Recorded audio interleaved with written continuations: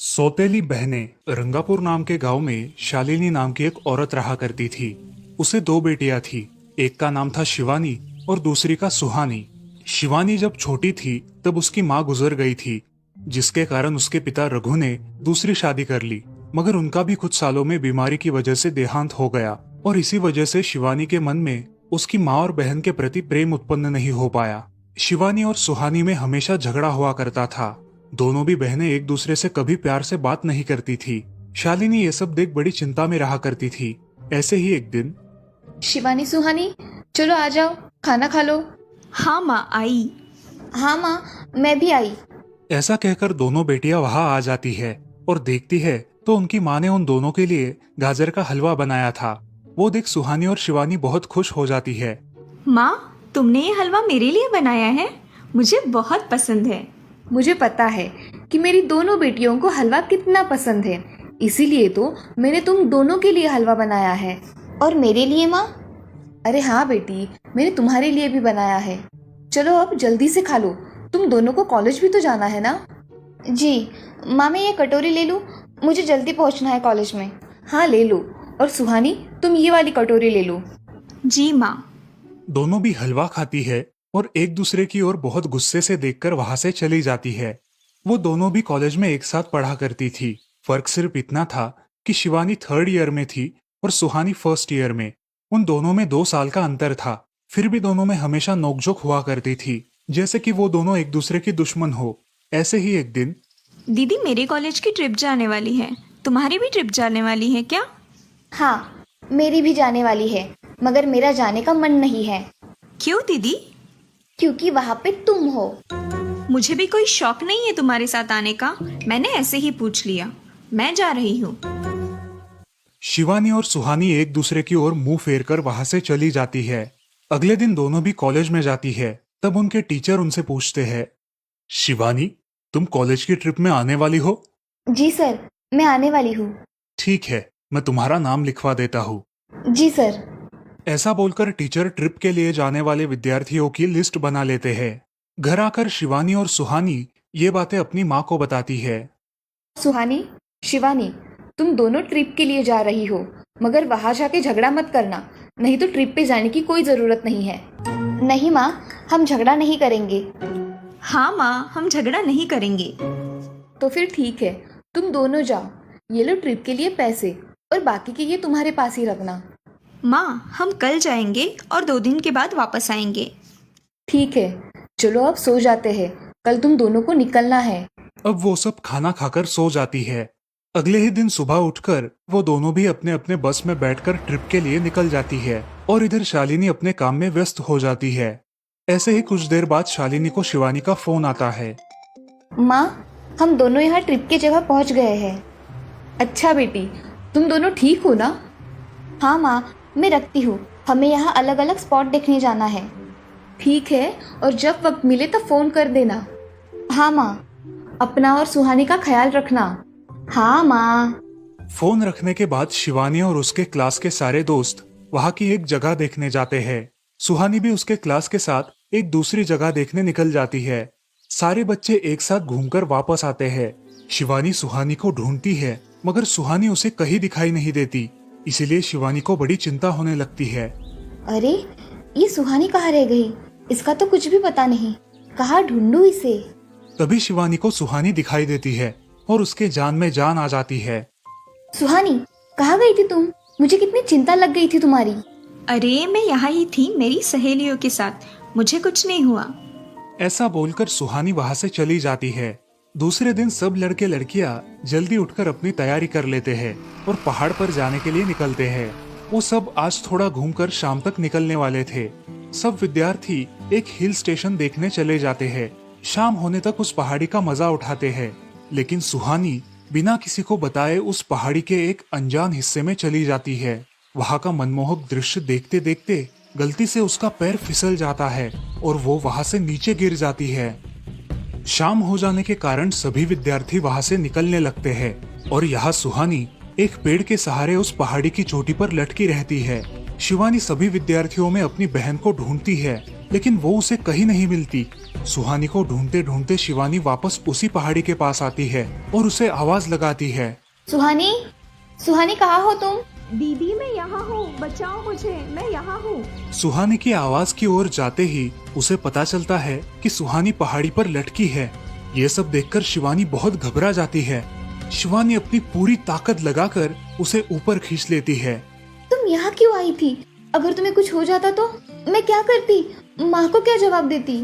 दीदी मेरा पैर फिसल कर मैं वहाँ गिर गई। मैंने बहुत आवाज दी मगर मेरी आवाज किसी ने नहीं सुनी। तुम ढूंढती हुई आई और मुझे बचा लिया। तुम दुनिया की बेस्ट दीदी हो। हाँ सुहानी, चलो अब घर जाने के लिए देर हो जाएगी, बस निकल जाएगी। सुहानी को ऊपर खींचते वक्त शिवानी के हाथ पर बहुत सारे जख्म हो गए थे, इसीलिए सुहानी अपनी ओढ़नी फाड़कर उसके हाथ पे बांध देती है और अब वो दोनों बस के पास चले जाते हैं। क्या हुआ है शिवानी, हाथ से खून बह रहा है तुम्हारे? कुछ नहीं सर, मैं वहाँ पे गिर गई थी, अब मैं ठीक हूँ। टीचर और सारे छात्र गाड़ी में बैठकर घर जाने के लिए निकलते हैं।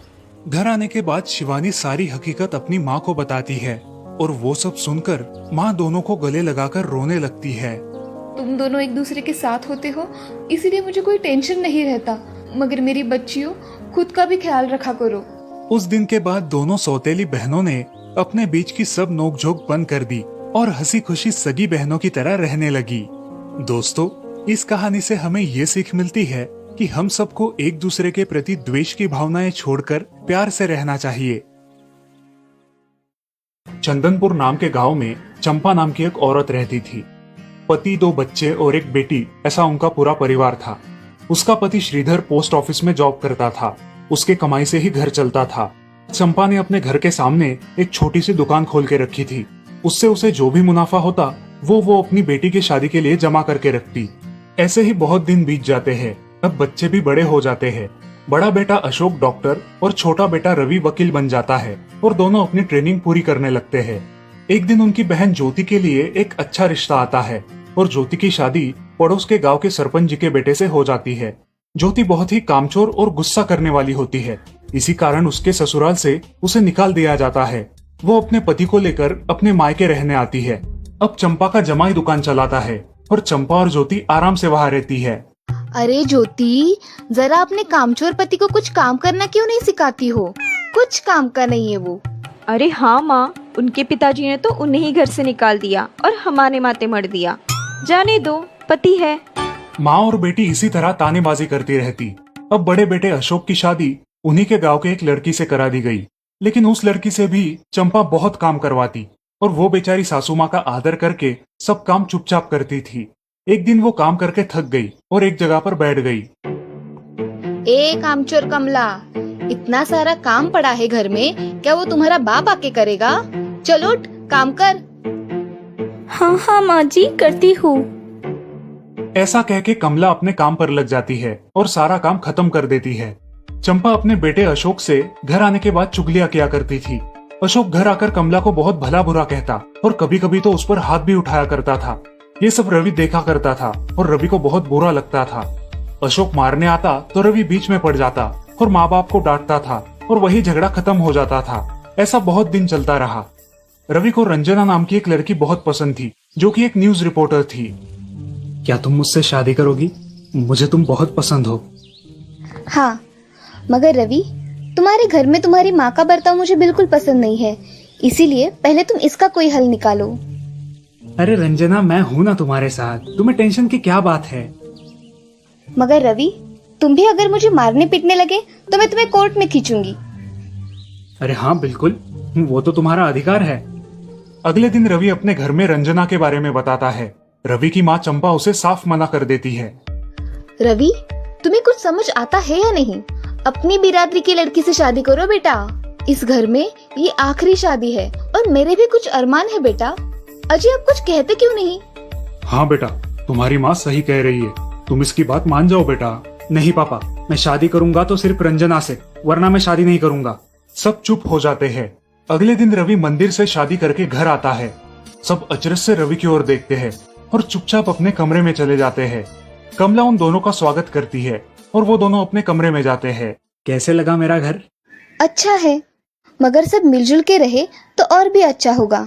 रंजना, तुम्हें मेरी माँ को सबक सिखाना होगा, तभी घर के सारे सदस्य ठीक हो जाएंगे।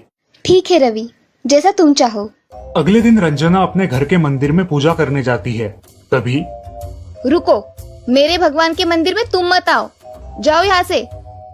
ये कहकर सास रंजना को वहां से भगा देती है और घर के किसी भी काम को करने से मना कर देती है। तब क्या माँ जी, आज से मैं इस घर की बहू हूँ। इस घर पे मेरा भी उतना ही अधिकार है जितना कि आपका। क्या बोल क्या रही हो? निकल जाओ मेरे घर से। खबरदार अगर हाथ भी लगाया तो। पता है ना, मैं न्यूज रिपोर्टर हूँ। रातों रात खबर छाप दूंगी और कोर्ट के चक्कर लगेंगे वो अलग, समझिए आप। सास चुपचाप देखने लगी और उसकी बेटी और ससुर भी देखते ही रह गए। रंजना ने कमला से कहा, दीदी, मुझे आपसे काम है, आप मेरे कमरे में आइए। और हाँ, आज से खाना ज्योति दीदी आप बनाएंगी। अरे माँ, तुम कुछ बोल क्यों नहीं रही हो? ये मुझे काम करने को बोल रही है। अजय, सुनते हो? चलो मेरी मदद करो। हाँ आता हूँ। ज्योति किचन का काम करने चली गई और सास बाहर का काम करने लगी। रंजना कमला को लेकर अपने कमरे में गई और उससे कहा, कमला दीदी, आप कुछ कहती क्यों नहीं? आप चुपचाप सह लेती हो, उसका ये नतीजा है। अब देखो दीदी कैसे काम कर रही है। आप कुछ काम करती थी क्या शादी के पहले? नहीं रंजना, मगर अब घर से ही अपना खुद का कुछ व्यवसाय शुरू करने का सोच रही हूँ। बहुत अच्छे दीदी, अब आप किसी से मत डरिए, हम हैं आपके साथ। सच में किसी के साथ होने का कितना महत्व होता है। अब उसकी सासू माँ ही घर के सारे काम करने लगी थी और ज्योति को काम करवाने की वजह से ज्योति भी अपने ससुराल जाने की सोच रही थी। अजी, यहाँ तो काम वाली से भी ज्यादा बुरी हालत हमारी हो गई है। चलो हम हमारे घर चलते हैं, सब है हमारे यहाँ। अरे रे, आप कहाँ चली? अभी भी काम बाकी है। ज्योति का पति रंजना से धन्यवाद कहता है और ज्योति को लेकर अपने घर चला जाता है। अब सासू माँ एक दिन पूरा काम करके इतना थक जाती है कि उसके बदन में बहुत दर्द होने लगता है। तब दोनों बहू सास के पास चली आती है और एक बहू सास के पैर दबाती है तो दूसरी बहू सर दबाती है। सासू माँ उठकर रोने लगती है। मुझे माफ कर दो मेरी बेटियों, अब से कभी ये गलती नहीं होगी। सास को उसके किए पर पछतावा होता है और ये देखकर घर के सभी सदस्य बहुत खुश हो जाते हैं। रवि और रंजना भी बहुत खुश होते हैं। वाह बहू, जो आज तक नहीं हुआ वो तुमने करके दिखाया। बहू हो तो ऐसी। रंजना अपने बर्ताव के बदले माफी मांगती है और अब सब लोग खुशी खुशी रहने लगते हैं। तो दोस्तों, इस कहानी से हमें ये सीख मिलती है कि हम सब मिलके परिवार बनता है और हम सब परिवार का महत्वपूर्ण अंग होते हैं। परिवार के काम मिल बांट कर करना ये हमारी वैयक्तिक जिम्मेदारी है।